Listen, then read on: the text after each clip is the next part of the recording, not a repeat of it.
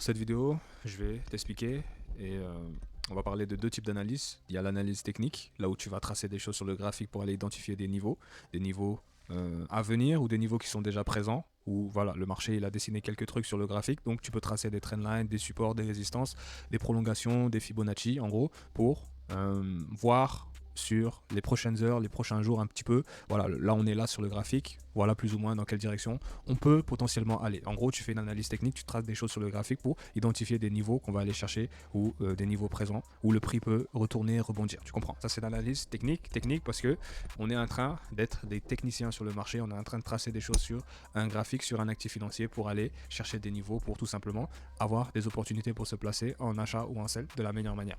Donc après, il y a l'analyse fondamentale et c'est pour ça que j'ai fait cette vidéo. L'analyse fondamentale, ça va être tout ce qui va impacter le marché mais qui est en dehors du graphique. Tu comprends? L'analyse technique, c'est sur le graphique et l'analyse fondamentale, c'est tout ce qui va impacter un actif mais qui n'est pas sur le graphique. Tu comprends? Donc, tu as des sites internet comme investing.com, Investing, où on va avoir des news économiques. Les news économiques, on peut le dire, qui sont pas les fondements de l'analyse fondamentale, mais il n'y a pas que ça. C'est là où il y a beaucoup de traders qu'on va perdre sur cette partie parce que les gens pensent que l'analyse fondamentale se résume à aller sur investing.com et regarder les news économiques. Mais si tu vas sur investing.com, il y a d'autres sites également, d'accord? Il y a Forex Factory que beaucoup de personnes utilisent, où dans la semaine, on va avoir des news échos. News échos, c'est des annonces économiques qui vont impacter le marché. Donc, tu as plusieurs annonces qui sont prévues dans la semaine, que tu peux même anticiper en week-end, regarder qu'est-ce qui va être annoncé sur la semaine au niveau des annonces économiques. Et c'est très important de faire ce travail-là parce que ces annonces économiques-là vont impacter le marché. Il y a certaines heures où il y a des annonces et il y a une puissance avec les annonces. Et tout ça, c'est des choses qui ne se font pas sur le graphique, c'est pas présent sur le graphique, ça se passe en dehors du graphique. Par exemple, un discours de Powell, etc. Sur l'USD, parce que tu vois, tu as l'euro, tu as des news sur l'euro, tu as des news sur le dollar, tu as des news sur les autres devises également. Et sur les paires que tu vas trader, comme moi je trade par exemple l'or, le XO USD, il y a le XO, ensuite il y a le dollar qui entre en jeu. Donc quand il y a des news économiques sur le dollar, et ben forcément ça va impacter tous les marchés où le dollar est présent d'une certaine manière. Tu comprends? Donc là j'essaie juste de te simplifier les choses, mais c'est un peu ça l'analyse fondamentale. Donc c'est important de l'implémenter dans ton analyse technique, dans ton trading, parce que sinon tu vas être surpris. Il y a des mouvements colossaux qui arrivent, tu te demandes mais pourquoi il y a eu ce gros mouvement, etc.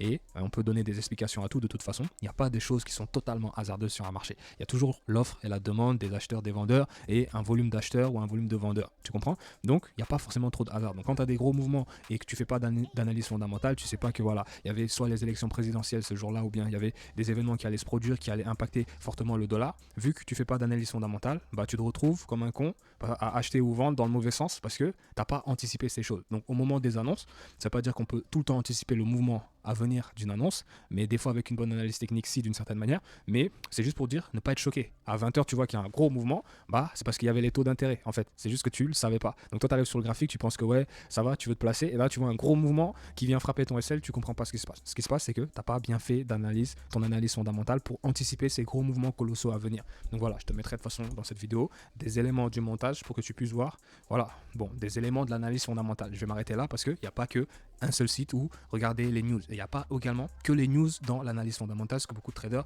on est limité qu'aux news, mais il n'y a pas que les news aussi. Tu comprends? Il y a d'autres facteurs qui font que il y a des choses qui vont impacter le marché, qui ne sont pas forcément sur les sites que tout le monde se connaisse comme investing.com. Donc voilà, je coupe cette vidéo, c'était juste pour te parler un peu de l'analyse fondamentale. Petit récap, il y a deux types d'analyse. L'analyse technique, on va être un technicien sur le marché, tracer des choses pour anticiper des mouvements à venir, être un petit peu sur du court terme des fois, ou aller chercher des niveaux plus hauts, mais en gros, faire un travail de technicien sur le graphe pour aller anticiper des bons mouvements à prendre. Tu comprends? Ça, c'est l'analyse technique. Et il y a l'analyse fondamentale. L'analyse fondamentale, je répète, qui concerne tout ce qui va impacter le graphique de loin ou de près, mais que tu ne vas pas trouver sur le graphique. Là où l'analyse technique, tu vas être sur le graphique en train de dire, ok, il s'est passé ça en une heure, la bougie, elle m'a fait ça, ok, là j'ai une mèche, là j'ai une trendline, là j'ai un support, là j'ai une résistance. L'analyse fondamentale, ça va être tout ce qui n'est pas sur ce graphique-là. Tu comprends? Donc on va fermer les écrans et on va aller sur Internet, chercher, ok, le président il a dit ça, ok, ils ont dit ça, ah, il est en train de se passer ça en Israël, en Ukraine, ah, en Sénégal, Tu comprends?